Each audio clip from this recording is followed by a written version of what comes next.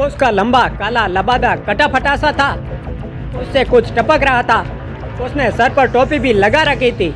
उसका चेहरा साफ नजर नहीं आ रहा था, लेकिन उसकी उंगलियां मुड़ी हुई थी। बड़े बड़े लंबे नाखून थे। उसने उनकी ओर देखा। यह देखकर सबके होश फाख्ता हो गए। फिर वे उड़ता हुआ उनकी ओर आने लगा। सबको एक अजीब सी बदबू आने लगी। उसके और पास आने पर उनके नथुनों में जले मांस की बू भर गई।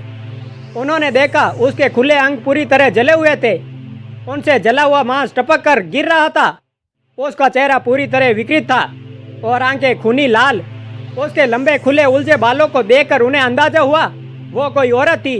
उसके थोड़ा और पास आते ही जैसे सब जाग गए और सब डरकर जिधर रास्ता दिखाई दिया उधर ही भाग निकले। सब बदहवास थे। उन्होंने ऐसा कुछ कभी नहीं देखा था। ये विभत्स और डरावना था। मोहन भी डर गया था। इस दृश्य की उसने कभी कल्पना भी नहीं की थी। सबके भागते ही वह भी भाग लिया था। उसकी समझ में नहीं आ रहा था कि ऐसा क्या है। फिर भी उसका सारा शरीर पसीना पसीना हो गया था। वहाँ से सीधे अपने गांव लौट आए थे। गांव वाले ने यह सब सुनकर बड़ा गुस्सा किया। कहा, आपकी गलती की सजा हमें भुगतनी होगी। अगर उस चुड़ैल ने हमारे गांव का रास्ता देख लिया तो यहाँ भी आ जाएगी। आप सब तो गांव से चले जाओगे, पर हमें तो यहीं रहना है। हमें अब परेशानी होगी। किसी ने कोई जवाब नहीं दिया। गांव वालों ने उन सबको पानी दिया और फिर उनसे हाथ पांव मुंह धोकर अपने गांव के पूजा स्थान पर आने को कहा। सबके आ जाने के बाद भगवान की आरती उठाकर उन सब के ऊपर से उतारी। फिर पवित्र भस्म का टीका लगाया। उन सब के ऊपर पवित्र जल छिड़का। यह सब करते हुए पुजारी मंत्रोच्चार करता रहा। उसके बाद उन्हें खा पीकर आराम करने की हिदायत दी गई। सब डरे हुए थे। जो ज्यादा डर गए थे उन्हें ताप चढ़ गया था। वे ज्वर के ताप से अर्ध बेहोशी की हालत में पहुंच गए। पूरी रात सन्निपात की स्थिति में आए बाए बकते रहे। मोहन की हालत दूसरी थी। उसे चुड़ैल की याद कम, सरला की याद ज्यादा आ रही थी, जिससे वे मिल नहीं पाया था। उसे लग रहा था कि सरला वहीं बैठी उसका इंतजार कर रही होगी और उसे यहाँ ना देखकर उदास हो गई होगी। शाम को जाते जाते भी उसने चारों तरफ देखा होगा। उसकी तलाश भी की होगी। उसने सोचा वे अगले दिन जरूर जाएगा। अगले दिन सुबह उठकर जल्दी से तैयार होकर जंगल में निकल गया और उसी पेड़ के नीचे बैठकर इसका इंतजार करने लगा। कुछ ही देर में सरला उसे आती हुई दिखाई दी। आज वे बांसुरी नहीं बजा रही थी। उसके सुंदर चेहरे पर उदासी फैली थी। उसने जब मोहन को देखा तो मुंह फेर लिया। वह समझ नहीं पाया कि सरला उससे क्यों नाराज है, उससे बात क्यों नहीं कर रही। वे उसे नजरअंदाज करते हुए आगे बढ़ गई। मोहन पीछे पीछे चल दिया। एक पेड़ के नीचे सरला बैठ गई तो वह भी उसके नजदीक बैठ गया।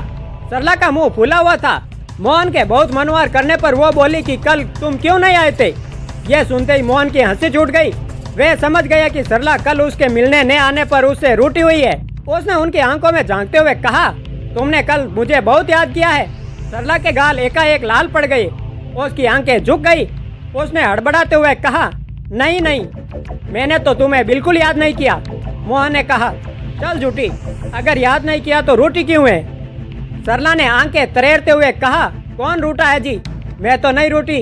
और तुम ठहरे परदेसी, परदेसियों से क्या मित्रता, क्या रूठना। मोहन, क्यों ऐसा क्यों बोल रही हो। सरला, एक दिन तुम अपने घर लौट जाओगे और मैं यही रह जाऊंगी। मोहन, मेरा कोई घर नहीं, कोई परिवार नहीं। सरला, तो तुम यही रह जाओ ना, हमारे गांव में हमारे साथ। मोहन, मैं यहाँ क्या करूँगा, गुजर बसर कैसे होगी। सरला, जैसे यहाँ रहने वाले बाकी की होती है वैसे ही तुम्हारी भी हो जाएगी।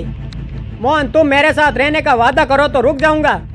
सरला, हे भगवान, तुम तो बहुत चंट हो, मुझे फंसा रहे हो अपनी बातों में। मोहन, तुम मेरे साथ नहीं रहोगी तो मैं यहाँ रहकर क्या करूँगा, मैं शहर चला जाऊँगा वापस। सरला ये सुनकर खामोश हो गई। उसके चेहरे पर मुर्दानी छा गई। मोहन ने देखा तो वह कुछ बोला नहीं। उसे सरला की स्वीकृति चाहिए थी।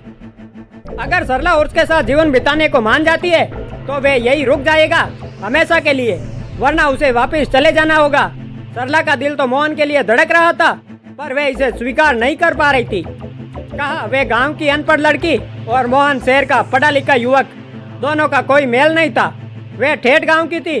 दोनों का विवाह होना मुश्किल था। विवाह हो भी जाए तो क्या टिकेगा, यह बेमेल संबंध कब तक टिकेगा। इसी सोच में सरला की आंखें भर आई।